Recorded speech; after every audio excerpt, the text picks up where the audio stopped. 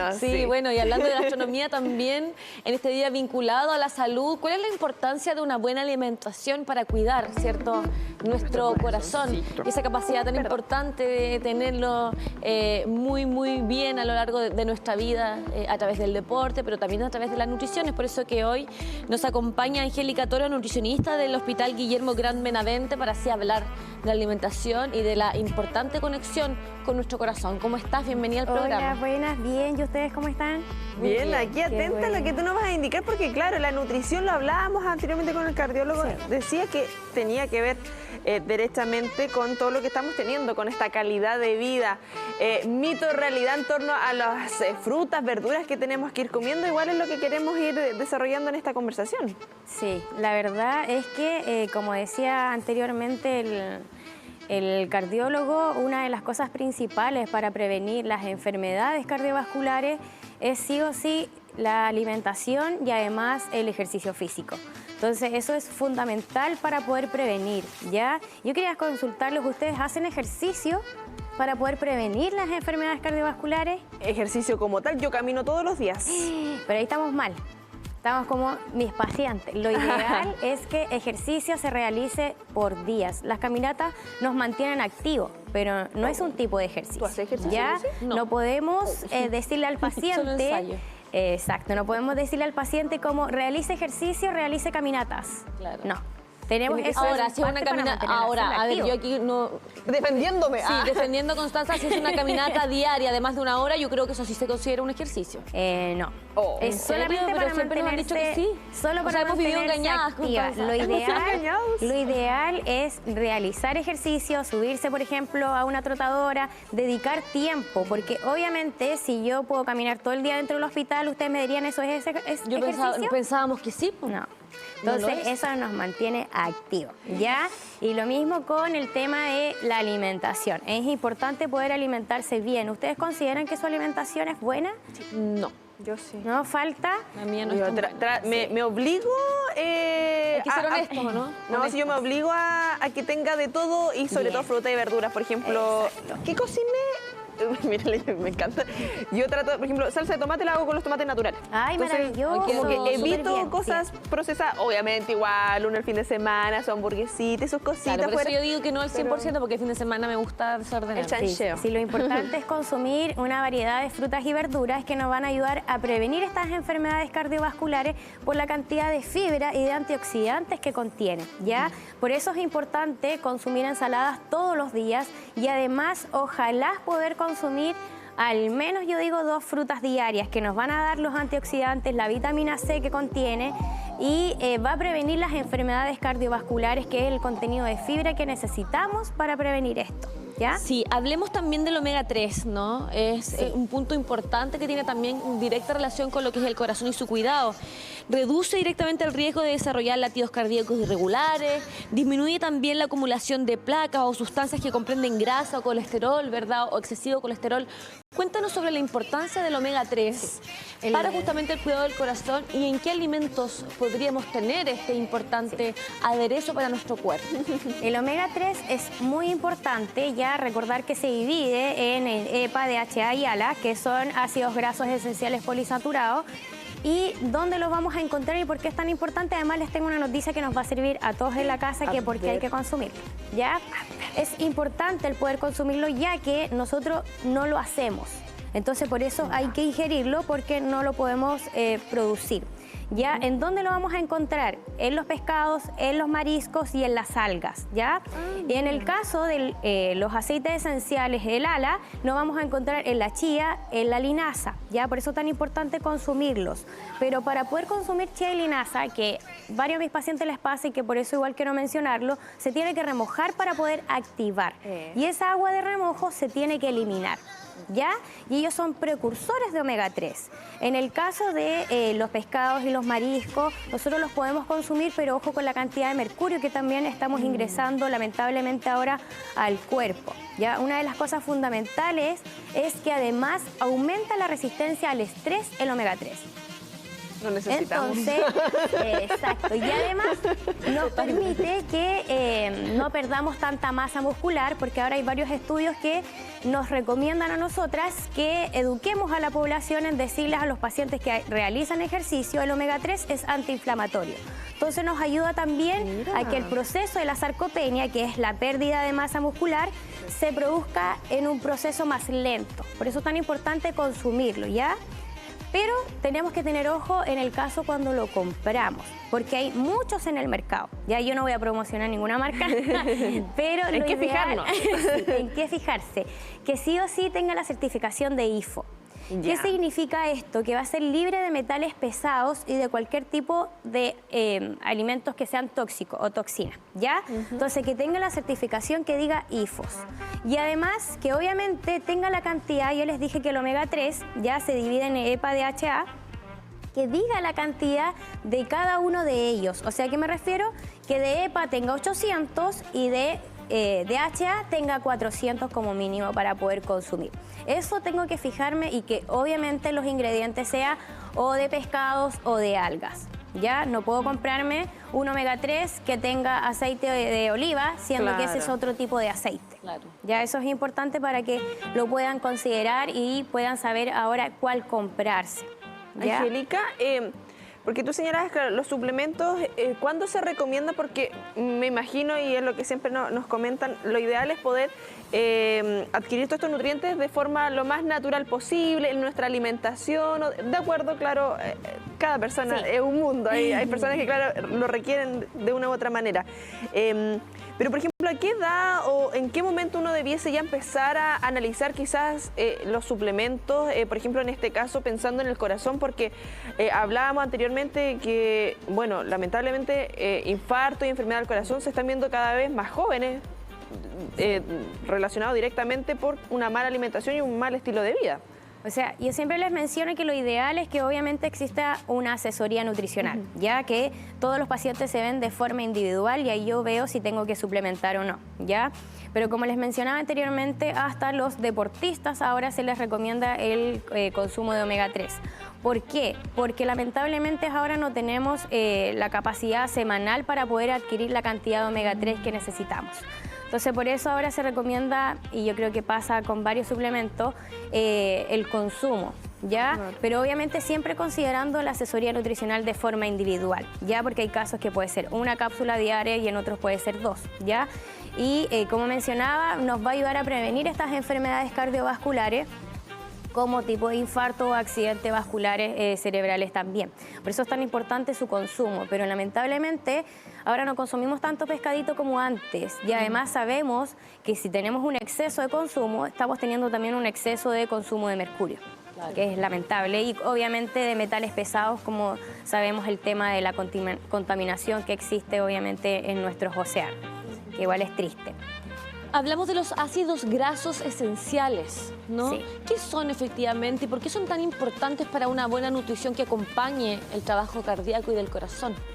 ¿Por qué son tan importantes? Lamentablemente yo decía adelante que no los produce el cuerpo en el caso del EPA y DHA, ¿ya? Entonces por eso se tienen que consumir de forma externa, ¿ya? No se producen de forma endógena. Por eso es tan importante consumirlos, porque tiene esos beneficios que ayuda a aumentar la resistencia al estrés, que si una persona está muy estresada aumenta la presión arterial, por lo cual puede llegar a un accidente vascular, ¿ya?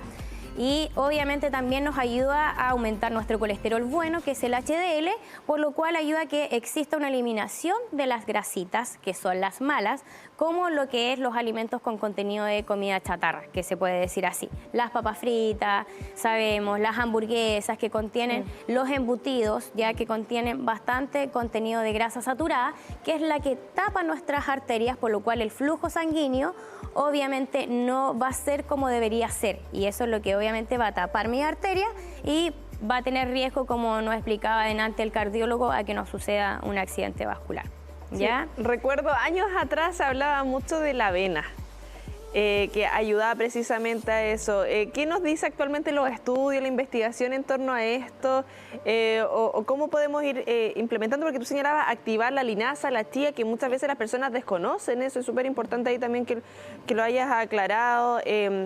cómo hemos ido avanzando también en cuanto a estos conocimientos, de acuerdo a esa creencia popular que teníamos años atrás. La avena tiene muy buena cantidad de fibra, pero tiene dos tipos de fibra, ¿ya? Una que absorbe agüita, lo que yo recomiendo, como ahora lamentablemente nuestra vida es más rápida, no alcanzamos a hacer cosas ni nada, nosotros consumimos la avena instantánea que absorbe agüita. Entonces yo le digo a mis pacientes que la dejen remojar en lo que la van a consumir, para que ahí absorba el agüita y no sea en el intestino, porque obviamente si absorbe agüita en el intestino, fermente y voy a andar hinchadita, voy a andar incómoda. Entonces preferimos que ese efecto sea en lo que la voy a consumir, en agua, en el yogur. Entonces, pues cuando la consumo, solamente se realiza el efecto de la fibra y que obviamente, por decirlo así, nos ayuda a limpiar nuestras arterias por el contenido de fibra y que obviamente tengamos menos riesgo a tener alguna enfermedad cardiovascular. Por eso es importante, pero no en exceso. Claro. Siempre con asesoría nutricional, porque obviamente ahí me pasa que hay pacientes que me dicen, señorita, consumo avena porque es saludable, pero además la consumo con pan, y después además chuta. consumo otra vez avena de colación. Obviamente, y por eso se decía el mito, no, si la avena engorda. Obvio, si la consumimos en exceso y en gran cantidad y además con otros tipos de cereales, nos va a hacer que aumentemos de peso. Estábamos hablando de los aceites y de los alimentos que pueden ayudar, ¿verdad?, a trabajar bien nuestro corazón. Pero ahora, ¿qué pasa con los alimentos nocivos propiamente tal? ¿Cuáles vendrían siendo los top 10 de los peores alimentos para nuestro corazón? Red flags. Yo siempre digo que todo nos va a llevar al descontrol, ya al desequilibrio. Obviamente, si yo consumo hamburguesas, por ejemplo, las hamburguesas en realidad o los tipos de embutidos no tienen beneficios, ya contienen solamente grasa saturada. Y la lechuga y el tomate. Claro, uno defiende sacando las cosas positivas. Uno defiende el completo porque trae parte y tomate, uy. El consumo ahí de fibra y antioxidante. Sí. Entonces, obviamente, cuando tenemos un exceso, consumes de dulces, o van a dañar, lo que explicábamos una vez cuando vine, van a hacer que nuestros radicales libres se vayan oxidando más rápido y obviamente estos alimentos se va quedando la grasita ahí, no es eliminada, aumenta el colesterol malo, aumenta los triglicéridos, por lo cual nos van a llevar a enfermedades, ¿ya? Entonces, una de las cosas que igual quería mencionar, contarles que nuestro maní también tiene beneficios, ¿ya? Y que hay varios estudios que nos permiten, nos hicieron estos estudios y se veía que disminuía los triglicéridos. Pero obviamente siempre y cuando tenemos que tener ojo con la cantidad y no lo vamos a consumir confitado. Y la bolsa ¿Ya? ahí. ¿Y salado el maní salado? El maní confitado. Y el maní es una legumbre.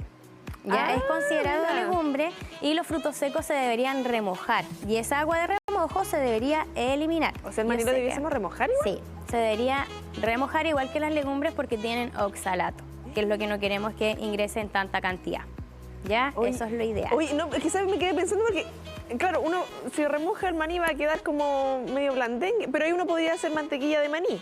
Como para buscar, no sé, buscando la alternativa. O sea, Buscando el lado positivo. La mantequilla de Claro. maní es bastante buena, pero siempre yo les digo a mis pacientes leer los ingredientes, Ah, no, ¿ya? pero hacerla uno. Ah, sí, Sí. maravilloso. O sea, si la licuadora te da, porque Sí. yo lo he hecho y ya tengo como 3 que ya se me han echado a perder. Sí, pues, con paciencia. Entonces, sí. Pero en el comercio hay algunas que son bastante buenas, pero siempre leer los ingredientes, que diga solo maní, que no tenga Sí. otra cosa, ¿ya? Pero es bastante bueno porque nos ayuda a que disminuya el colesterol malo, que es lo que estábamos hablando, y disminuyen también los triglicéridos, ¿ya? Y yo creo que una de las cosas que igual deberíamos pensar como a futuro, que a veces el médico nos dice tenemos que hacer ejercicio, vaya a caminar a la casa, y yo creo que más que eso deberíamos, o aliméntese saludable, yo creo que aquí deberíamos pensar en un equipo multidisciplinario. Si yo voy al médico, debo derivar a la nutricionista y quizás lo que falta lo más adelante, los SFAN, por ejemplo, mi unidad, a lo mejor también pensarlo, tener un kinesiólogo que haga una prescripción de ejercicio para que la persona, esa sea su receta como receta médica, su receta para la vida, si es la medicina. Sí. La mejor medicina es la alimentación y el ejercicio.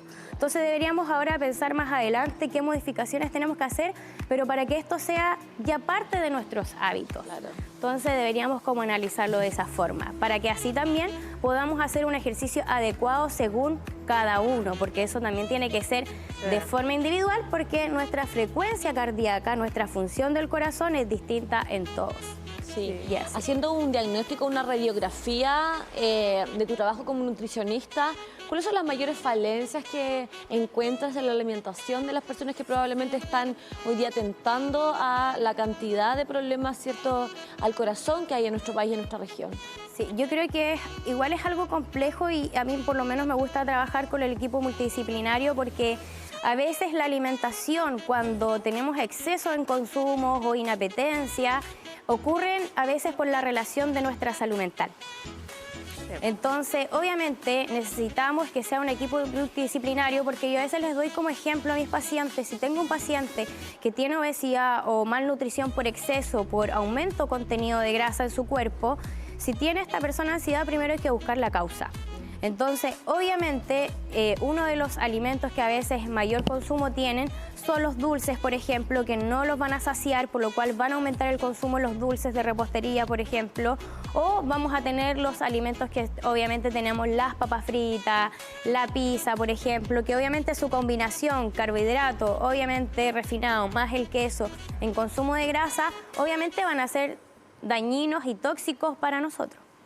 Sí, Angélica, para ir finalizando, lo importante de que sea esto personalizado, porque, sí.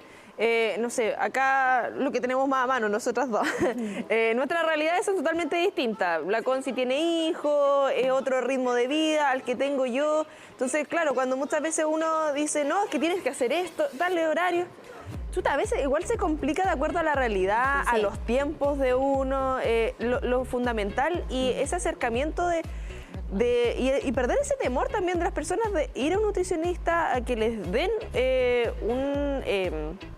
un menú, plan, claro, el plan completo de acuerdo a la realidad, a los gustos también, a los intereses. Sí, sí. Por ejemplo, por lo menos yo en mis pacientes siempre analizo su preferencia alimentaria, rechazo alimentario, con quién vive en la casa, si está recién teniendo una pareja, que eso también obviamente va a influir cuando uno conoce a alguien recién. ¿Qué pasa pura ahí? salida a comer afuera. Entonces ahí a veces Puro pololeo. Entonces no es que ahí sea como vamos a hacer ejercicio, prevengamos las enfermedades cardiovasculares. No. Llegan es el puros gran regalos. problema, yo creo, ¿no? De la sociedad, que estamos acostumbrados a que todas las cosas entretenidas, las cosas motivadas tienen que ver con una mala alimentación siempre o en su mayoría. Entonces, a cuidar eso, ¿no? A ser conscientes de que la alimentación tiene que ser crucial para nuestra vida, para nuestro trabajo también, con respecto a nuestro corazón y a lo que obviamente internamente pasa con nuestro organismo. Así que te agradecemos la instancia de poder estar hoy día con nosotros. Nos explicó tan claramente ciertos puntos que son fundamentales para el cuidado del corazón y para el cuidado efectivamente de nuestra propia vida. Sí, muchas gracias por la invitación. Siempre ahí disponible para poder tratar de educar y que yo creo que eso falta a veces. Falta harta educación y que la gente en realidad vaya aprendiendo porque tiene interés. Yo a veces voy al supermercado y a veces me pongo a revisar un producto y ahí la persona me termina al final preguntando y es falta educación. Entonces ahí se lleva obviamente un buen producto y que ni siquiera eso signifique que sea un mayor costo.